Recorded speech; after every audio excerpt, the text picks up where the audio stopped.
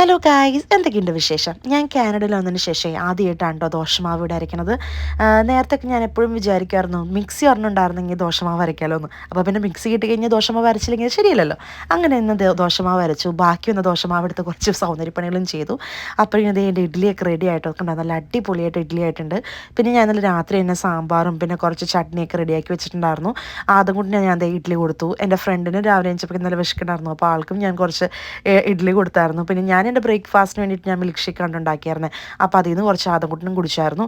അതിനുശേഷം ഞങ്ങൾ പോകാൻ റെഡിയായി. അപ്പോഴേക്കും ഫ്രണ്ട് ആൽമണ്ട്സ് കൊണ്ട് തന്നു. അപ്പോൾ അത് കഴിച്ചു. ഇന്ന് ആദംകുട്ടൻ ഭയങ്കര കരച്ചിലായിരുന്നു കേട്ടോ ഡേക്കറി ചെന്നിട്ട്. എനിക്ക് ആകെ വിഷമമായി പോയി. പിന്നെ അവിടെ നിന്ന് കുറച്ച് നേരം കഴിഞ്ഞപ്പോൾ അപ്ഡേറ്റ്സ് വന്നു, ആൾ ഓക്കെ ആയിരുന്നു. പിന്നെ ഞാൻ ബ്രേക്ക്ഫാസ്റ്റിന് മിൽക്ക് ഷേക്ക് ഞാൻ കൊണ്ടുപോകായിരുന്നു കേട്ടോ. അപ്പോൾ അവിടെ നിന്ന് കഴിച്ചു.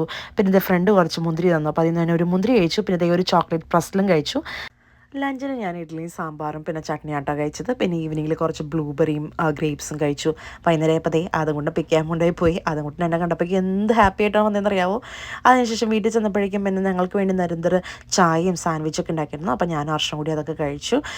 പിന്നെ ഇന്ന് നല്ല കാലാവസ്ഥയായിരുന്നു കേട്ടോ പുറത്ത്. അപ്പോൾ കുറച്ച് നേരം ഇങ്ങനെ പുറത്തൊക്കെ വന്നിരുന്ന് നല്ല വെയിലൊക്കെ കൊണ്ടിരുന്നു. അത് കഴിഞ്ഞപ്പോഴേക്കും പിന്നെ ഓർത്ത് മലയാളി സ്റ്റോർ ഓരോന്ന് പോകണമെന്ന്. പെസഹ വരാണല്ലോ. അപ്പോൾ കുറച്ച് സാധനങ്ങളൊക്കെ വാങ്ങിയിട്ടായിരുന്നു പെസഹ പാലുണ്ടാക്കാൻ അപ്പം ഉണ്ടാക്കാനൊക്കെ ആയിട്ട്.